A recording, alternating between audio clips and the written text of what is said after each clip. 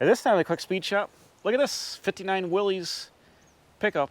I can't remember if I ever told you guys the whole backstory of it or not, but I'm going to do it right now. We're going to do a little quick blurb on it. I got to pull it out anyways and get it ready to go to a truck show. So we'll fire it up, pull it out, we'll do a little walk around and talk about this 1959 Willys flatbed pickup right here. Super Hurricane 6, power in it. It's awesome. Let's check it out. Let me get the keys. We'll fire her up right now. Hey everybody, welcome back to another exciting episode here at the Quick Speed Shop. I'm Josh. I'm on my way to Harrisburg. I'll be back by the time this comes out, but I'm on my way to Harrisburg to the Mecum auction. My friend Ted and I are going down there. We're going to stay with my friend Bob, and we're going to run over to the Farm Show Complex. We'll be there on Saturday when the big money stuff is for sale. And never been there before, seen it on TV, and we're going to go check it out. So that's a separate video. Look for that. It might already come out already. I don't know. The time, it's like a blender. It's all upside down.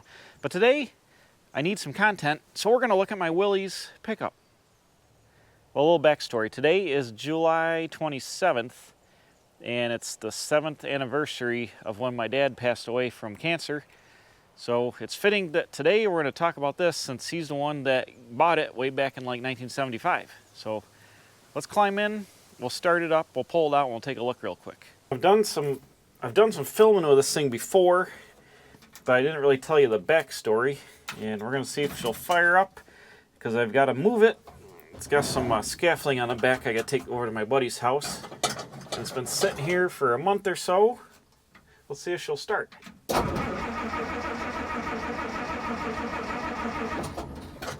It's like 90 degrees out, so I don't think we need to choke, but maybe.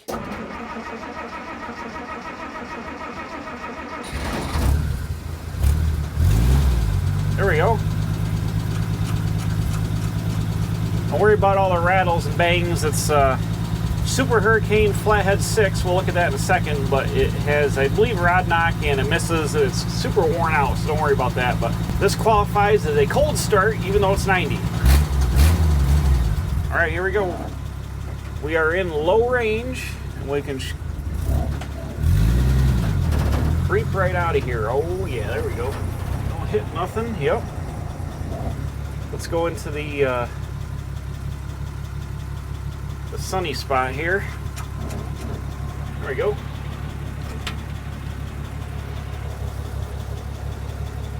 First of all, this is a 59, so you get the bigger speedometer here. I put the sticker in there, but it's got the shifting pattern for the transfer case. Your twin sticking it down here. 3-speed, all this stuff. Uh-oh. Oh, horn works. Got the Jeep horn. Maybe a month ago I was pulling out some stumps, or actually it was Easter weekend, whenever that was. And the battery flipped over right here, my Durastart. There's no hold down on it. I got to build one of those, but it tipped over and it set all this wiring on fire. I had to fix all that. But look at this, Super Hurricane 6. She's sitting there just tickling away. Little 1-barrel carburetor. I had to put a water pump and stuff on it, so I fogged some industrial gray on the front of the motor. But there is the original. The truck is showing 54,000 miles, but the speedometer cable is broke for about 40 years. And it's a plow. It was originally a plow truck for a gas station, so I have no idea how many miles are on it. But it's got a little exhaust system down here with a little glass pack there. See it there? We hauled firewood in this thing for like 40 years with no exhaust system, but once I brought it here to my house, I put a glass pack on it just so it would have, wouldn't be completely obnoxious. So let me turn it off and we'll do a little description. Or while I'm right here turning it off, I might as well show you the seats. Check this out, leather. This is actually a rear seat, believe it or not, out of a Jeep Grand Cherokee, like a 98 or 99 2000.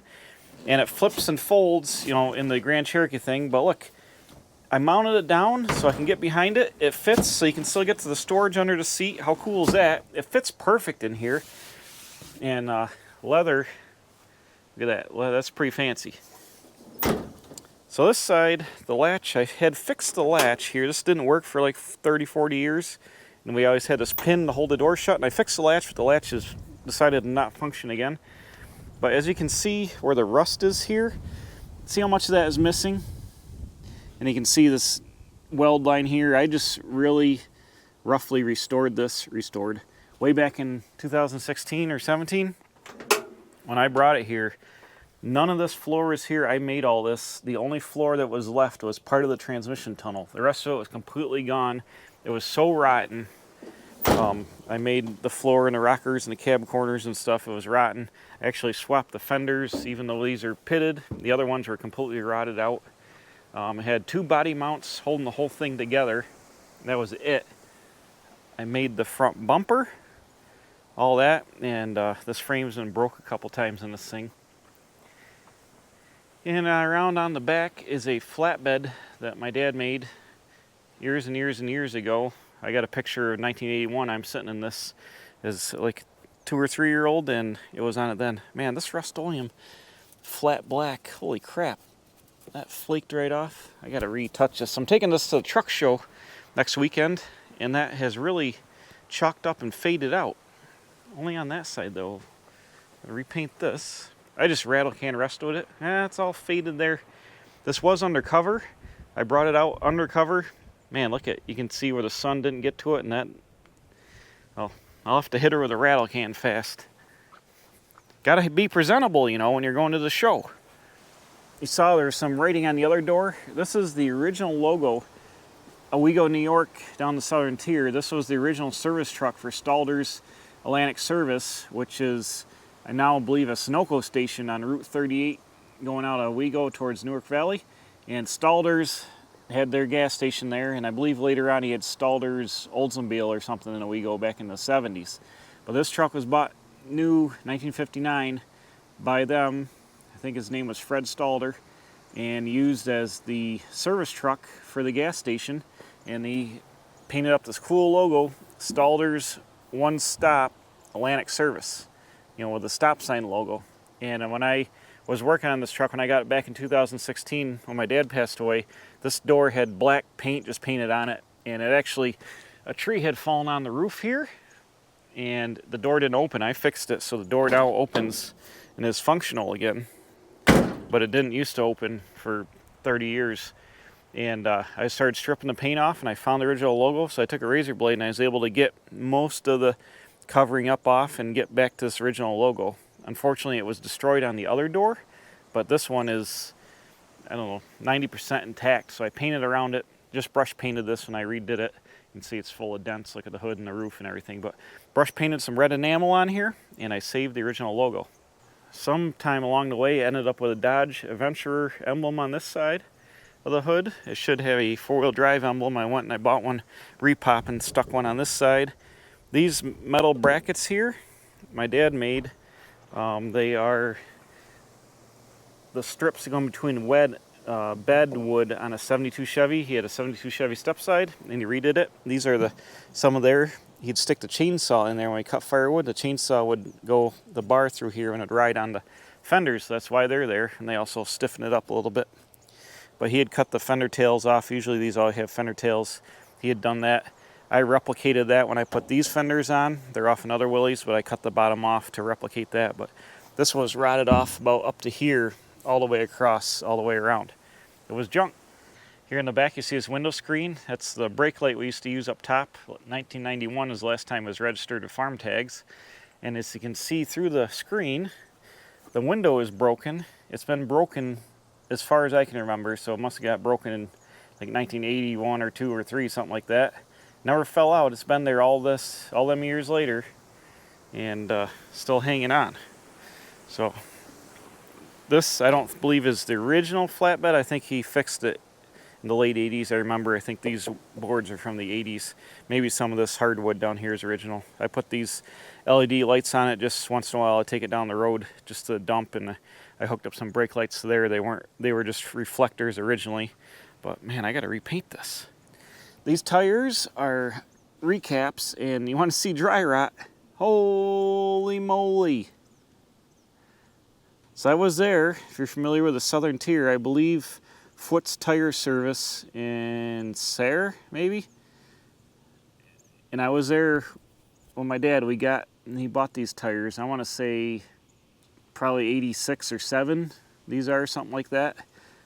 And I believe they got tubes in them, I'm not sure, but they are severely dry rotted. I mean, you see the tread's barely worn away. We usually ran chains on the back of this when we would haul firewood in the woods. I've taken the chains off just so I don't destroy my blacktop, but they are so dry rotted. I'm waiting for some to fail. Oh yeah, there's a tube in there, so maybe they won't come apart with a tube. The front tires were junk. I ended up finding these also retreads. Had a swap meet and stuck them on here. They are also, as you can see, dry rotted pretty severely. These also have tubes in them. So it's got 4 retread, but it's got the neat old bar tread on it. You can get these, you know, still, but I might have to put some rubber on it eventually if these, you know, they're, I don't know, they're hanging in there, but they are rough. And this is a fuel tank here, just on the back, the original fuel tank. Who knows where that went? Years and years ago, gone. So I just run it with a couple of gallon tank. That's all you need. But this thing is awesome. Lights work now. I rewired part of it, fixed the horn, put new brakes on it, and so it runs and drives. It's not street legal, not road legal. Just I just use it around the property. But that is the '59 Willys in all its glory. Oh, I had the windshield out. I put a new windshield rubber in it, and actually this was rotted all above here. And I actually used some rectangular tubing. I rebuilt the roof over the windshield. It was rotted out really bad. I had to cut all that out. And there's no filler in this or nothing. I just welded it up so you see all the work. But this is, I fixed all that. This is a new rubber which has got chalky. But I took the glass out, put new rubber in it. I put a new centerpiece on because that was all rotted out. And put the glass back in it. Till she runs, and I use it around the property here. I believe this did have a plow on it originally. I think that's what this damage is from, and the plow hitting the front of the Jeep and this slot here and the frame. And the frame's been broke in the front a couple places. You can see there's a plate welded on there. So I believe it had a snow plow on it, and I think it got taken off. It was on it when my dad got it. I think my grandfather had a World War II flat fender Willys, like a 43 or 4 Jeep, and I think he put the plow on the front of that. I think because he had one with a plow on it. I'm pretty sure it's the Jeep, the plow that came off the front of this. That Jeep's long gone because that rotted away into nothing. So this is still going here. It's been in the family, I want to say, since like my dad got it probably like 75, but I think my uncle's father bought it before that. So probably late 60s. It's been like in the family, but my dad, immediate family, my dad bought it about 75 when he built his house, and I've had it since 2016. And this is the best it's ever looked in 40 years. So I thought we'd just do a little video on it here because, like I alluded to earlier, it's the 7th anniversary of my dad passing away. So here it is, an heirloom treasure. You can always think about them when I'm driving it around, and think about cutting wood back in the day as a kid. Actually, I learned how to drive on this when I was 13 in the woods on the old logging trails. Learned how to drive on that, and it was my job to get the wood in the winter and move it around and stuff. So I've been driving this thing for almost 33, 34 years now. That's a long time. Anyways, there it is, 1959 Willys flatbed pickup. I'm taking it to the Alexander Truck Show in a couple of weeks, so I got to clean it up, touch it all up, and we'll do a video on it there. My friend Eric's going to bring his Willys. We're going to try to get a couple of Willys pickups together at the Stafford Truck Show, or Stafford Alexander Truck Show. Western New York Antique Truck Association is what it's called. So it'll be there, and maybe we'll have a couple of Willys side by side. Thanks for watching. We'll see you again. Don't forget to subscribe. Do all the things. It's free, and it helps me make more content for you guys. We'll see you right here next time, looking at more old junk at the Quick Speed Shop.